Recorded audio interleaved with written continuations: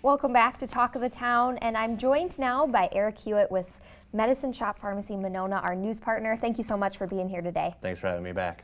And we've got some additions to the set here. We've got some local products, and you guys are all about carrying local products, it sounds like. So how do these kind of follow that goal or that mission? Yeah, it's real important for us because Yeah. we're a local pharmacy, and we've always tried to convey that to our patients and people that know us that we're not just a business that's operating within a community. We want to be a part of that community, and then also as a part of that, carry some products from people that may be a part of the community and doing business the way we do business as well. So I brought in a few items. Perfect. We have some locally handmade greeting cards, some soy wax candles, some organic soaps and bath bombs or bath fizzes, and then some headbands too that are all local products that we carry in the pharmacy. Now I know there's some stories too that go with each product, so I kind of want to quickly go through all of those. Want to start with the cards first. Okay. What's the local connection there?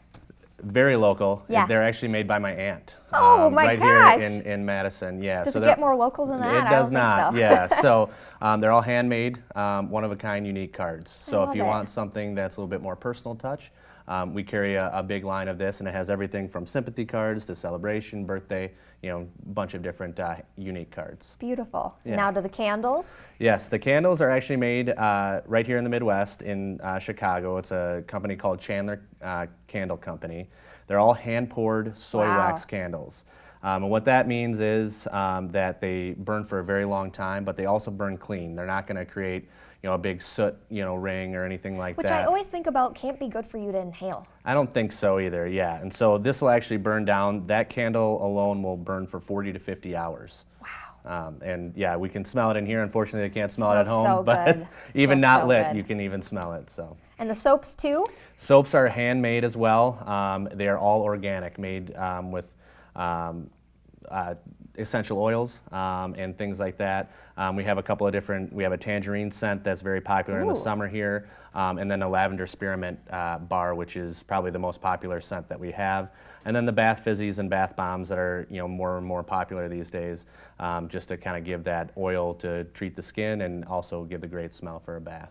I love it.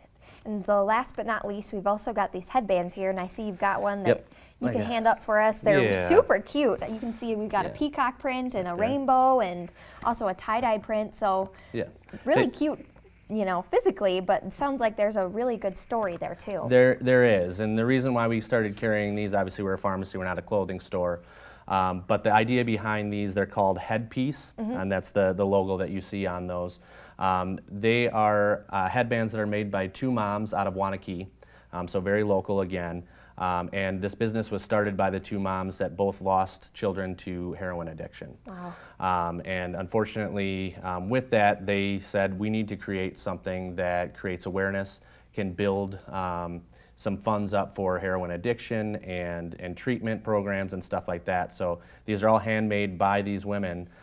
We sell them at our pharmacy. I know there's a couple other places you can get them around town, but know that the proceeds for these headbands go towards funding heroin education and addiction programs. Wow, that's incredible. Yeah. I know we were talking a little bit before we started our segment here about how heroin can actually kind of be connected to prescription drug addiction, which obviously I'm sure you see quite a bit. So what's the connection there? Yeah, a lot of times where heroin addiction starts is with prescription drug abuse.